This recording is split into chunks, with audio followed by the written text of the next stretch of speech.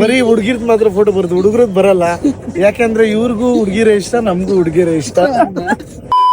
ನಮಸ್ಕಾರ ಬುದ್ಧಿ, welcome to series life of Kannada content creator in ನಮ್ಮ ಬೆಂಗಳೂರು. ಡೇ 12 ಸಕಲೇಶ್ಪುರ ಅಲ್ಲಿ ಸ್ಟೇ ಮುಗಿಸ್ಕೊಂಡು ಬೆಂಗಳೂರಿಗೆ ಬಿಟ್ಟು ಮನೆ ರೀಚ್ ಆಗೋಷ್ಟ್ರಲ್ಲಿ ಆಗಲೇ 2 ಗಂಟೆ ಆಗೋಗಿತ್ತು. ಸ್ಯಾಟರ್ಡೇ ಇವತ್ತು ಚರ್ಚ್ಡಿಗೆ ಹೋಗಿಲ್ಲ ಅಂದ್ರೆ ಹೇಗೆ, ಮಳೆ ಬರ್ತಿದೆ ಅಂತ ಕಾರ್ ಎತ್ತದೆ. ಟ್ರಾಫಿಕ್ ಅಲ್ಲೇನೆ ಅಪ್ರೋಚ್ ಮಾಡುವಂತ ಒಂದು ಬ್ಯೂಟಿ ಪಕ್ಕದ ಕಾರಲ್ಲಿ ಕಾಣ್ತಿತ್ತು. ಬಟ್ ಟ್ರಾಫಿಕ್ ಅಲ್ಲಿ ಹೆಂಗ್ ನಿಲ್ಲಿಸ್ಲಿ, ಕಾರು ಮಿಸ್ ಆಗೋಯ್ತು. ಯುವ ಪೀಳಿಗೆ ಆಂಟರ್ಪ್ರಿನರ್ ಒಂದು ಹಾಯ್ ಹೇಳಿ, ಆಟೋ ಅಣ್ಣನ್ಗೆ ಒಂದು ಹಾಯ್ ಹೇಳಿ ಚರ್ಚ್ ಸ್ಟ್ರೀಟ್ ರೀಚ್ ಆಗೋ ಅಷ್ಟ್ರಲ್ಲಿ ಆಗ್ಲೇ 5 ಗಂಟೆ ಆಗೋಗಿತ್ತು. ಅಷ್ಟ್ರಲ್ಲೊಬ್ರು ಅಣ್ತಮ್ಮ, ನಾನು ಹೊಸ ಕಾಂಟೆಂಟ್ ಕ್ರಿಯೇಟರು, ಪಬ್ಲಿಕ್ ಹತ್ರ ಹೇಗ್ ಮಾತಾಡೋದು ಸ್ವಲ್ಪ ನನಗೂ ಹೆಲ್ಪ್ ಮಾಡಿ ಅಂತ ಕೇಳಿದ್ರು. ಅದನ್ನೇ ಎಕ್ಸ್ಪೆರಿಮೆಂಟ್ ಮಾಡ್ಕೊಂಡು ಒಂದು ಹುಡುಗಿನ ಅಪ್ರೋಚ್ ಮಾಡಿ ಮಾತಾಡ್ದು. ಒಂದಷ್ಟು ಜನ ಹತ್ರ ಕಾನ್ವರ್ಸೇಷನ್ ಮಾಡಿ, ಒಂದಷ್ಟು ಜನನ ಇಂಪ್ರೆಸ್ ಮಾಡಿ